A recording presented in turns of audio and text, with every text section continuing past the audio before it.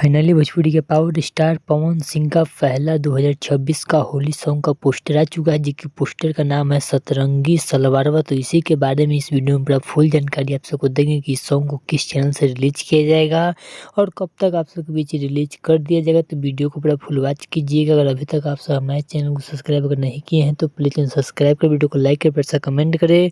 चलिए वीडियो में आगे बढ़ते हैं, बात करते हैं भोजपुरी के पावर स्टार पवन सिंह के सॉन्ग सतरंगी सलवारवा। इस सॉन्ग को लिखे हैं विक्की अनमोल का, लिरिक्स होने वाला है, म्यूजिक है प्रियांशु सिंह का। वहीं पे इस सॉन्ग को गाए हैं भोजपुरी के पावर स्टार पवन सिंह और शिवानी सिंह का आवाज़, जो कि काफ़ी दिनों के बाद आप सबको सुनने को मिलेगा पावर स्टार पवन सिंह के साथ में।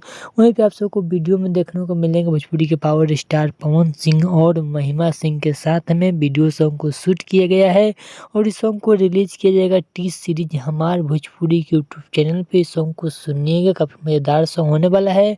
इस सॉन्ग को रिलीज किया जाएगा 19 फरवरी को। जी हाँ, 19 तारीख को इस सॉन्ग को रिलीज किया जाएगा। हो सकता है तो इस सॉन्ग को कल किसी भी समय टीजर भी आप सबको देखने को मिल सकता है, लेकिन पूरा फुल वीडियो सॉन्ग जो कि 19 तारीख को ही रिलीज किया जाएगा। तो चलिए इस वीडियो अच्छा लगा तो प्लीज़ सब्सक्राइब वीडियो को लाइक कर कमेंट करें। चलिए मिलते हैं न्यू अपडेट के साथ। ओके बाय।